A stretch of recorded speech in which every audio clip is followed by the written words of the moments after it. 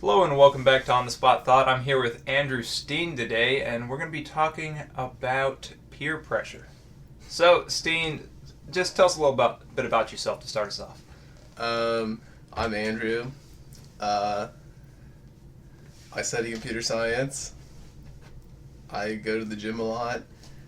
That's really all that I do. I go to the class, I sleep, and I go to the gym. It's a really exciting life I live, but gotta love it. So, when did you start going to the gym a whole lot? When I graduated, the summer before I came to college, I kind of thought, people always usually gain a lot of weight when they go to college. And I was like, I'm gonna start early and get into the habit and routine of going to the gym and working out. And then I realized I really liked it. And so now I do it a lot. Just been consistent ever since? Yeah. Yeah. No, that's pretty cool. But, so the topic we're talking about today, peer pressure, Stene. So, I feel like I've been pressured into talking about this. You may have. You may just have. So, just to kind of get things rolling on the topic, do you remember a time in your life or a specific experience where you were peer pressured into doing something right off the top of your head or anything like that? Or have you never been peer pressured in your entire life? That would be impressive. I mean, I can't think of everything off the top of my head, but I would say for the most part, I'm usually not influenced very much by other people. Mm-hmm. I mean, sometimes I'll do things, I'll be pushed over the edge to do things, but I'm already wanting to do it. Mm-hmm. It's just I really shouldn't do this. For example, I really shouldn't stay up to 12:30 when I have to get up for class at 6 the next day, but Yeah. do it anyway. Yeah. It's more things like that, Mm-hmm. I would say, that more susceptible to.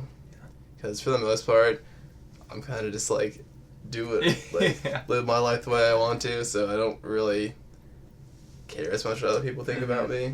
So. Yeah, I know. The way I'm peer pressured is I'm not peer pressured outside of my morals or anything like that. Yeah, but I feel that. If there's something going on where it's not against my morals and there's not a whole lot of negative consequences other than that I don't really want to do it, sometimes I can be peer pressured into doing that. Yeah. Yeah. Do you feel for example, when I was growing up, I hated roller coasters, just despised them. Little tangent story. My dad was like, "Okay, you just got to ride one to get a feel for it." So we're at Worlds of Fun, and he's like, "Okay, we'll try the boomerang. That's a small one, right?" The boomerang sucks. I got on that and just had a massive headache because you're just banging around. You go forwards on the front loop, and then you essentially just go backwards through the same thing. Yeah. And I hate that roller coaster to this day, and I enjoy roller coasters now, but it wasn't until I went with a group of friends and we were standing in line for the Patriot, and I was like, "Okay, guys, I think I'm not gonna go. I'm gonna stay out to come on. I'm like, okay, so. And then you did it. Yeah. And now you don't hate them. Yeah, exactly, and I don't hate roller coasters, so it's kind of a positive peer pressure. Exactly. Thing, but peer pressure can be negative and positive. Yeah, I feel going back to that, I feel most of the time people think it's a negative. Yeah. But I feel it can be a positive thing, too. But it's usually just cast in a negative light because it's usually associated with doing things that one normally wouldn't do, as far as our morals go. Mm-hmm. But I feel it can really, influence people to do the right thing. Yeah. So. Yeah. Peer pressure, it depends on where you are as a person. So if you're very stable with kind of what your morals are, then peer pressure can be utilized in a positive way. But if you're kind of fluid, then depending on who you're with, they can change you for a negative way. Yeah. I didn't think this conversation entirely through, but on spot isn't that the point? That's the point of the conversation. Right. But we're just flowing, ebbing and flowing. But so I'm just gonna bounce around, going back to the gym status, right? So you go to the gym just about every day of the week, right? I try to. I usually aim for 5 to 6 days a week. Mm-hmm. Doesn't always happen. Yeah. But so, do you see the same people at the gym would you say, or does it just mix up a whole lot? I know there's a lot of people here at K-State, but I do recognize some people. I see them fairly often, usually because there's something distinct about them. Mm-hmm. And usually I wind up going around the same time each day. So it's usually the same people that go that time. There's one guy, we affectionately refer to him as Chicken Legs. I see him all the time, depending on when I go. I feel like he's there for at least like 3 hours because like I've gone there earlier in the evening and he's just getting there, or he's been there for a little bit, and then I've gone like later in the evening, like a couple hours later, and he's still there. And I don't really know about him, but you know, he seems like a gym guy. But he's kind of funny looking, not gonna lie. So why do you call him Chicken Legs? What? Because his upper body is absolutely massive. Like, this guy is huge, but his legs is unproportional to that. He doesn't have like small legs either. They're just compared to his upper body, they look kind of ridiculous. Yeah. Oh. So when you started working out, did you like look stuff up online to figure out what you wanted to do, or how did you learn into the routine that you do now? Most of the basics I learned from my dad. He kind of showed me some of the basics, and then as I got more into it, I've just picked things up from like just doing research on my own, or seeing other people do stuff, or things that I want to do. So it's kind of been a mix of those things. Yeah. Do you see yourself working out for like your whole life at the same intensity that you are now, or do you think it'll dial down a little bit after college? As much as I can, because I definitely for the foreseeable future. But like, I mean, obviously when you get older, you just can't do that. Your body just can't handle it as much. But I don't want to be that guy. I want to be as fit as possible throughout my life. I want to take care of my body because I know, like, it will help later on, and I really don't want to be like that guy with the huge pot belly and like, nothing. Not to be too judgmental, but I just don't see myself as being like that. I want to take care of my body. Yeah. I know I won't be massive for my whole life because, you know, when you get older, it just doesn't work as well. But I feel like starting now is a good thing. Yeah. Especially when you have all the time that you have in college to actually do it. Sure. Yeah, it doesn't feel like a lot of time now, but from what you hear after college, you just have even less time, especially if you get a relationship and get married and all of that jazz. Yeah, that's why you find a woman who wants to go to the gym with you. And then you go to the gym as a family. Exactly. No, it reminds me of this. There was this guy who I don't know where he was on one of the Hawaiian Islands. And he was like 105, but he would run the length of the island every morning, and just was in incredible shape. Had a sad ending. He got hit by a bus. Wow, that's really depressing. A real depressing ending. But he was extremely in shape, and I would say 105 is a full life. I don't know about you. I don't want to live to 120. That would be. I can't imagine you could do a whole lot at 120. Yeah. It is impressive though. Some of the people who are that old though, and they're just like, I don't know, they're just like living life. Yeah, they still can do things, move around and stuff like that. I saw this thing. This dude, I think he was in his 90s, and he was still still competing in like I don't know if it was powerlifting or what it was, but it was like kind of ridiculous because this dude is like 90 years old and he's like still like beating some people who are like a quarter of his age. And it was just crazy. Yeah, that's crazy. I know AGT, America's Got Talent, there was an act that came on, and there was this guy who was like 68, and then another guy who was like 45, and they did the whole body lifting things where you were lifting each other in all these various different ways. And all that thing. And they were doing some crazy stuff for how old they were. It's just like, if you take care of your body early on like you are doing, then that kind of helps to translate a little bit into the future, but age definitely takes a toll no matter what. And genetics too. Yeah, genetics. That's always unfortunate. Yeah. I think also, like, another big thing is diet. Like, I definitely didn't start to see as good of results until, like, I started focusing on my diet as well. Yeah. Like, it's really important to make sure that, like, it's not... People get, like, a little too obsessed with it. It's pretty simple for the most part. Basically, as long as you eat enough of the right things, you're going to gain weight.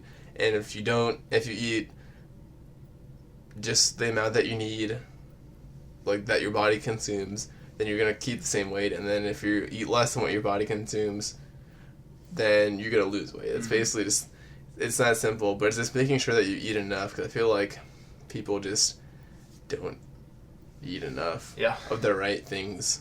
Like, and I know that's definitely one thing that helps me just in general. I feel better about, like, just feel better in general. Yeah. And also it helps me perform to the fullest. And also people... Usually, I feel like some people just eat way too much sometimes. Yeah. They think that it'll help them, but if you eat too much, then you get kind of fat, and then you have to, depending on what you're trying to do, trying to lose that weight's a pain, and it could impact your goals. So, kind of a consistent increase in food, but not there's like there's a point that doesn't really make much sense to go farther than, because like if you're trying to gain muscle and gain weight, like you're going to gain fat no matter what. Your body can't 100% use all of that you eat. But, like, if you eat too much, then you're building a lot more fat. Like, there's this thing called GOMAD, which is a gallon of milk a day, which is the stupidest thing ever because you just get fat. Like, unless you are taking steroids or you have just a ridiculous metabolism, which even then I don't really know. I really don't think it's a good thing. Like, your body can't consume all those calories. Like, that's probably, like, I think it's like 2,000 plus calories in a gallon of whole milk, and, like, you're just gonna get fat, like, plain and simple. Yeah. So I know you have a whole bunch of those, like, workout supplements, you know, like pre-workout and post-workout and all that protein stuff. Where do you think that comes into play? So say you're, like, there's different kinds of people that have different goals. Say you just want to get in shape, say you want to gain muscle mass, and then you want to be really serious into working out. Like, where does the supplements come into play for each of those? I think for the average person, or, you know, just like trying to get in shape, trying to get fit, like, you don't really need any of that stuff. It doesn't really... It makes, like, minor differences, but it's not a huge difference. It's not a make or break thing. Like, if you're on a budget and you're not trying to get, like, not trying to be the best, you know, get to be the absolute best, then I don't really think it's worth it. Like, if you're just trying to get in shape and get fit, you don't need that. But I definitely think protein, like whey protein, is like a really big thing. It helps me make sure I get enough protein in during the day, because that's one of the biggest things. If you're trying to gain muscle, or even if you're trying to lose weight, you want to make sure you're getting enough protein so your body, like, doesn't consume your muscles for a protein source, because that's what usually happens. It'll start to break down muscle tissue and you'll start to lose muscle mass. So making sure you get that so you can either build it or not lose as much muscle mass if you're trying to cut or trying to lose weight. I think that would be, like, a good starting point, but then, like, it gets expensive after a while, and, like, you're, like, you're not getting as noticeable results. I think like whey protein or any sort of protein, vegan, whatever you want, that's, like, the biggest thing, because that helps one of your macronutrients. That helps your protein intake, which your diet is more important than, like, your supplements. Like, but if you're trying to compete, or if you're trying to, like, you know, if you want the best, I think something like pre-workout's good. It helps, like, it definitely helps get a big pump going and gets your blood flowing and gets that to your muscles and helps it to, you know, helps you to work harder. I think creatine could be useful sometimes. It's honestly, like, not a huge increase, but, like, over time it can help, maybe, like, just a little bit, like 1% maybe. It'll help, like, if you're trying to, and it's really not that expensive, so it's not, like, the biggest thing, but some of the other things, I don't really think it's worth it. Yeah. So for the level you're at, what does each of the things that you have do? So I usually have 1 or 2 scoops of whey protein a day, just to makes it easier to just get that protein level. Mm-hmm. And then I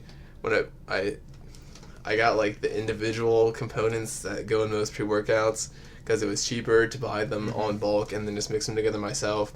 And so that usually just helps like get blood flowing and gets you pumped. Yeah. For that. And then those are pretty much the main things that I use. Like if I'm trying to like bulk or gain weight, I'll usually take creatine. Mm-hmm. But it makes you kind of bloated because it causes like the way it works is it basically helps your body produce more ATP, mm-hmm. and which gives your muscles fuel. And one of the byproducts of that reaction is water, so you hold on a lot more water weight. So you look bigger too, but you're kind of just bloated from all the water. Yeah. So like once you lose that, you look kind of trim, which is cool. But it helps a little bit, I think. If anything, it might just be like a placebo, but Yeah. I'm usually kind of skeptical about this stuff. So I don't really think that's it. But yeah. The placebo effect is actually really cool, just a random thing. Totally cool. But I mean, it's the fact that your brain is literally like, oh yeah, this should work, and then just fixes itself. Yeah, you can trick your body into like doing things. That's just wild. Curing itself. Yeah. No, that stuff is crazy. But so with working out, do you find that when you go and work out, you kind of get rest from that? Like if you're doing schoolwork all day and you go to the gym, do you feel like you were able to rest from schoolwork, or do you find it as just another piece of work, and then when you get home from that, then you can rest? I find it as, I would say that sometimes I don't really want to go, but I go anyway, and then it's a little bit more work. But mm-hmm. usually I find that if that's the case, once I get there, I kind of enjoy it. Yeah. But I find it kind of relaxing. Usually it's a nice break from the day. Just focus on that. I really like when it's really nice when I'm like done for the day and like I can just go work out, take my time, not really worry about it. Definitely that's when I have like the best workouts. But sometimes I just do it because I want to take a break, clear my mind. Mm-hmm. But then like the fact like, okay, I have like an hour or whatever to do this all, then I have to go back and do the rest of the stuff. Sometimes impacts it a little bit. So yeah. So would you recommend everyone works out in a similar way that you work out, or do you think that like I know some people like to do just body workouts, or they just want to do like running endurance type things? Do you think everyone should go to the gym and do weights to some extent, or do you think only some people should do that? I mean, it really just depends on your goal. Yeah. I remember having a conversation the other day, arguing over. To be fair, my body I just want the right body type for like running. Yeah. Like I just don't have that kind of body composition, and it's not something I enjoy, so I don't really do it. Mm-hmm. I do cardio because it's important. It helps you, just in general in life, and it actually helps you lift more weight because you get better blood flow, better oxygen going to your muscles. But it really depends on like what you want, like what your goals are. So my goal is to get stronger, build muscle mass. I kind of want to start powerlifting because I think that's kind of cool. I feel like that's more accessible than bodybuilding. Bodybuilding honestly seems kind of depressing, and you're never gonna be like the best unless you kind of cheat and use steroids. Like there's no way people at a professional level are not using steroids with how big they are. You can get really big on naturally, but a big part of that is genetics. But the thing is, powerlifting is more accessible. You don't need to be the best. You can do it for fun than anything else. And it just seems kind of fun because it's just, squatting heavy, deadlifting heavy, and benching heavy. And I like two of those three a lot. Yeah. Bench press, not as good at that, but, it'll kind of challenge me to get better at that. But some people, people enjoy running. There's nothing wrong with doing that. Do what you enjoy, because no matter what you're doing, you're taking good care of your body. you're making sure that, it's staying healthy. So, yeah, it's really just what you want to do, what you find that you enjoy. Because for me, like lifting weights, don't like running. Yeah. And if, like, you play sports either, recreationally or, like, however else you may play them fairly competitively, then, I mean, just do, like, exercises that will help you improve, like, your athletic ability in that sport. So, yeah. So, how would you say weightlifting has changed kind of how you live life outside of the gym? Like, has it made you more outgoing, more confident, or is it just kind of you feel more comfortable, or has it not changed anything really? I would say it definitely has made me more confident and more comfortable. I was usually pretty comfortable with who I am anyway, but I definitely think physically there was always something I felt like I was missing, because I always felt like, I was never like fat, but I was never skinny, and I was fine with that for the most part, but I was just like, man, everyone else is like skinny, why can't I be like that? But that's just the way high school works. But definitely has made me feel more confident. But it's also been kind of a battle between turning from confidence to pride, because there's sometimes just that, like, man, I'm so much stronger than all those people, I'm so much bigger than all those people, that I was kind of like, I felt like I was inferior to, and it's kind of like making up for like some things, but I mean, it's kind of a fine line to walk, but I just think in general, I just feel better with who I am, and the pride thing might come with that, but I don't really buy into it. I know it's always going to be there, but I feel like you're always going to have struggles like that. Yeah. And I mean, as long as like you don't let it go to your head, I think it can be really helpful, because I know a lot of people just kind of struggle with like their body image, and like I think, being completely honest, I kind of did too. I just never really admitted it. So yeah, pride will creep up on you in every aspect of life. So it makes sense to creep up there.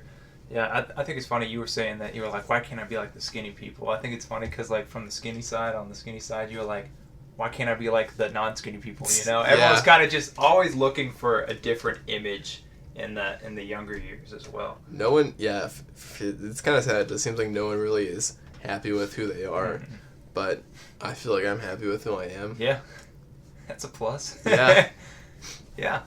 No, it's great to hear. So it kind of just filling in and being more comfortable with who you are. Some of that comes with time, and some of that comes with actually taking a stance and doing something about it, kind of creating some confidence there.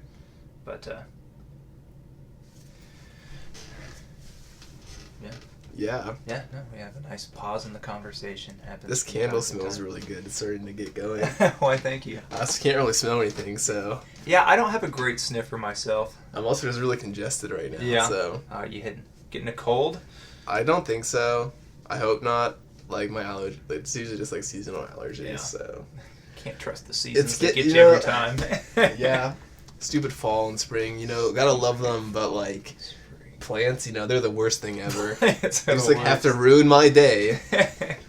I know, like, who do they think they are? Right, growing on our ground. Well, yeah, and like producing oxygen so we can breathe it. Right? I mean, like, have a little respect. Exactly.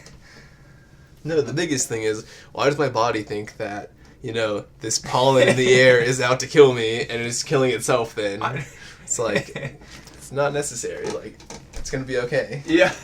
I remember back home, right, we had our yard to mow, and it used to be split up between all three of the brothers. And then, like, high school, Calvin's like, well, I have allergies and it sucks, so I can't mow. And I'm like, oh, convenient excuse you have there. Convenient. And then Hudson also had something else going on, so I became, like, the designated mower. And even though I wasn't allergic to the stuff, occasionally, like, when you're mowing up dandelions and stuff like that, it'll just fly into your nose. So it doesn't matter if you're allergic or not. It's just going to fly into your nose, get all over the place. So that's always a pleasant experience. But Yeah. the pleasant side, cut grass smells real good. It does. That's like a staple of the summer. It is. Like just sitting outside in the evening and just like smelling some like freshly cut grass, or in like the spring. It's pretty nice. Uh-huh. Do you think that you're going to keep a good tally on your yard when you're older? Because there are some people that like have the sprinklers and they want the grass cut like 1.25 inches just all the time. Do you think you'll be closer to that or closer to I'm not touching my yard kind of a thing? There's obviously a middle ground, but say you have 0 and 10 right there. Where do you fall on that spectrum, you feel like? Wait, what's 0 and what's 10? 0 is not caring. 10 is not like caring. obsessive. Okay. Yeah, 10 is I would say in the middle somewhere. Wow, what a Maybe like specific 6. answer. Yeah, 6. Because I think it's kind of important, but also sometimes it's easy to let it get away from you. Like my dad is like, he did landscaping when he was in college over the summer, and so he usually took pretty good care of our lawn. Yeah. But he's just been really, just the past few years, he's just had things, he's been busy with work. Mm-hmm. Like a couple of years ago, he hurt himself, so he couldn't do it. And so, I mean, it's still pretty nice, but like, fortunately he has 2 kids that can mow the lawn, so that gets taken care of. But like, it just doesn't have as much time to like plant stuff and do all that. So I think that's probably what I'm going to wind up being like. Yeah. So. Yeah. I think yards look nice, and they're great. But I would fall more on the, like, 4 side, you know. Yeah. As long as it's adequately cut, I'm good for the most part. But, yeah. Anywhere between a 4 to 6 is probably, like, respectable. a good place to be. Yeah. Like, once you get farther on either end, it's like, okay, you should mow your lawn, or it's okay, like, it doesn't need to be perfect. You can do other things. Yeah. Yeah. That's just something you enjoy. I mean, then just do what you like. Yeah. Yeah, if it's a hobby, some people enjoy that. So, kind of bring it back to the working out, getting bigger vibe. Do you feel that, I know I was talking with Mike, and he was talking about how just after gaining some mass, he kind of enjoys being able to walk around and kind of just be the bigger figure walking around and like less intimidated by other people. Do you feel like you were ever intimidated by people and that you are now less so? Or do you feel like you walk around with kind of a straighter back kind of a thing, so to speak? I mean, I never felt like I was intimidated by other people. Mm-hmm.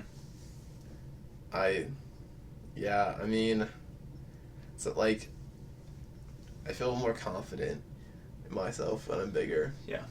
Like, and when people notice it, it feels nice. But it's not, because I remember over the summer, like, people would comment on it sometimes. Mm-hmm. Some of the other interns, and I was like, thank you. I was like, thanks, and I was like, trying not to let this go to my head, you know. Yeah. But.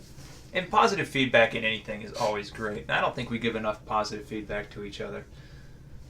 Yeah. Just generally speaking. I think guys in particular just don't say anything. It's like, you know, it's like you don't really care what people think, but also at the same time you would like someone to like notice what you've done. But as a guy, it kind of feels awkward to just yeah. compliment another guy in a specific like, dude, way. you look huge. Yeah, especially with like physical things. Yeah. You have to do the whole preface, you know. It's like, hey, I'm no homo, but looking great today. Yeah, it's like, I mean, why can't we just like, compliment each other? Yeah. The thing is, you could change, but it would just sound weird, you know, with culture, because you couldn't change culture as a whole. So you could start complimenting guys the way that girls compliment girls, but it wouldn't translate well in culture. Yeah, I think it's easier with people that you know, definitely. Yeah. But like. Yeah, with people you know, it makes not just a random guy. Like, hey, buddy. Yeah, I mean, I don't know. It's just, I feel like, I wonder if it's kind of like the people, like guys, it's like want to have control of the situation. Yeah. And that's part of the problem. They're like not willing to like show like, I mean, I don't really see it as weakness, but maybe that's what, you know, what the thought, like the underlying thought is. It's like, man, if I like tell this person they're really good at something, I'm showing weakness because then I'm saying that I'm not as good as them or something like that. Something ridiculous. Kind of put you a tier under them. Yeah, exactly. Yeah, that I can see that. Guys just don't want to be vulnerable, Yeah. which is not super healthy. Yeah. I mean, we all love to compete, right? In one way, shape, or another. And it kind of translates into just normal speech. If I tell you you look great today, does that mean I look less great today, you know? Yeah, exactly. Oh. Yeah, the differences between guys and girls are astounding. But it's kind of like I just had brothers growing up. Yeah. Same. And so like coming to college and like being friends with a lot of girls, it's just kind of like insane just how different we are. But at the same time, like men and women complement each other so well. Because like what's missing in like men is usually present in women and vice versa, which is kind of crazy if you think about it. It's really cool to see, God's design flow in that way. Yeah, exactly. It's like that part. It's like the part of Adam that was taken out to make Eve is like. He doesn't have that part anymore. Yeah, it's like that's why we don't have those things because like God gave it to Eve. Give it to the woman. Yeah. Yeah. No, it is cool seeing those differences play out. Did you have a whole lot of female friends like in high school or middle school growing up? Not to make this sound really sad, but I just didn't have a lot of friends in general growing up, in high school especially. Yeah. So, no. Yeah. To answer your question. Yeah. Yeah, I know, like, I never really had female friends.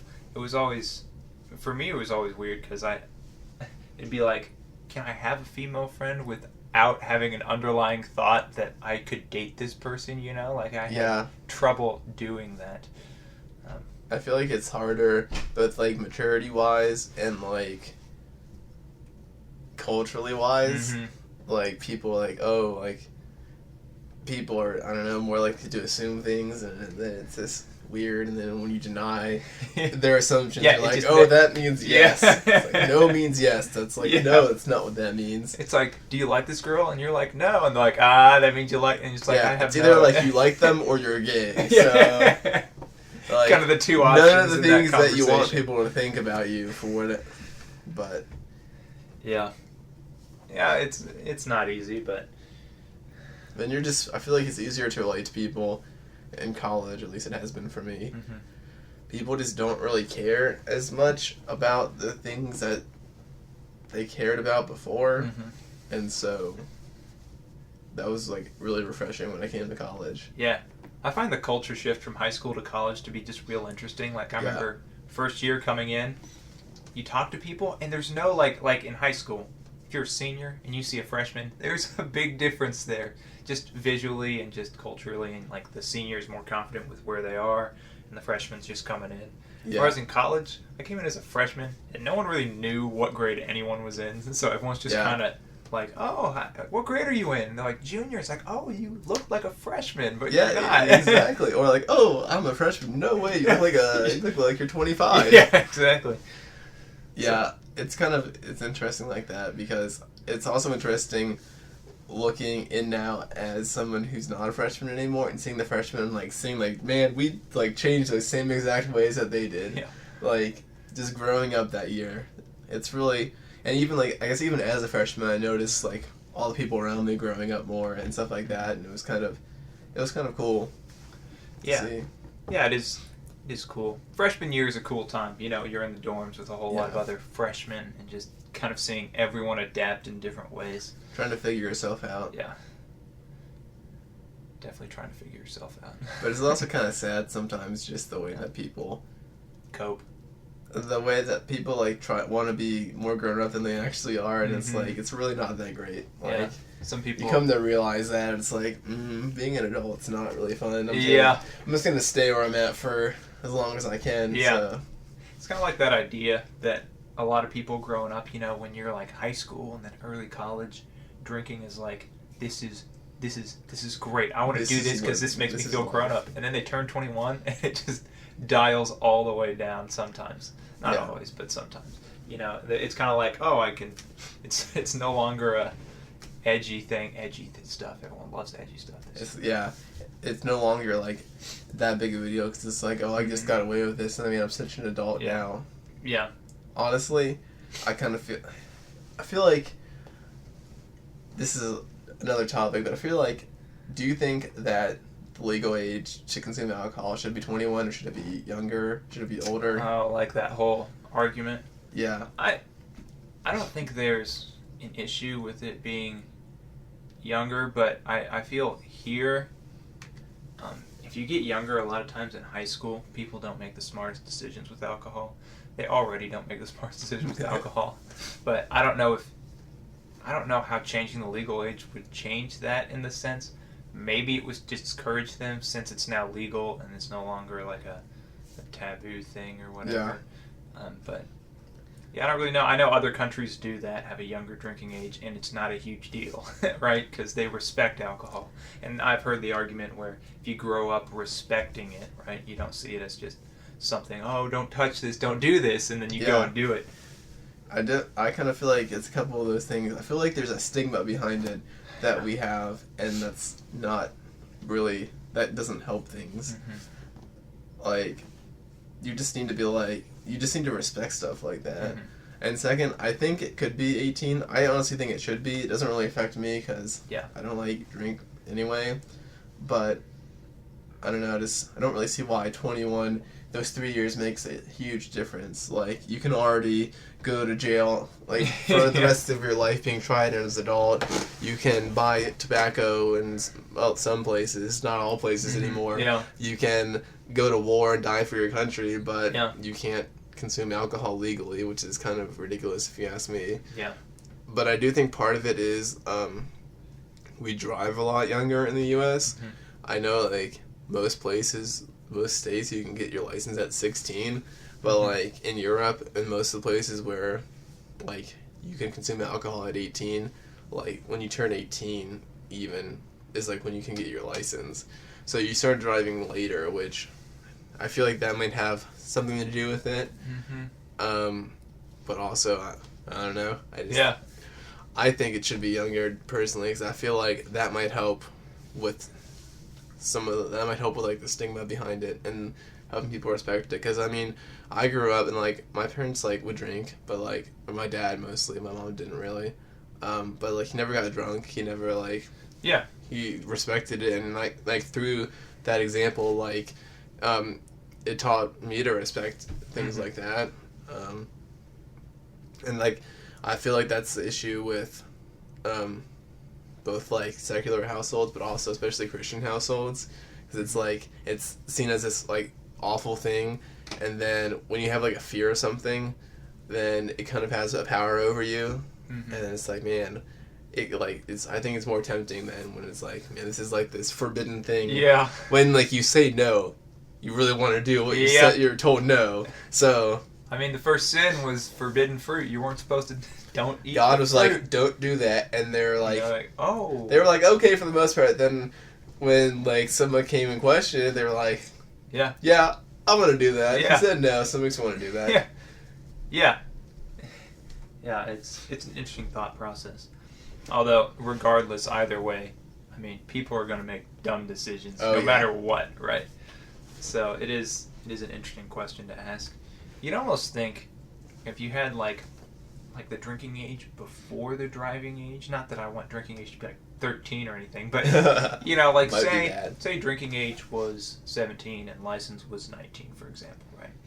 Maybe if you had a couple years experiencing drinking before you're even on the road, maybe that could help with less drinking and driving, in the sense that you kind of have experience with alcohol, you know what it does and all of that.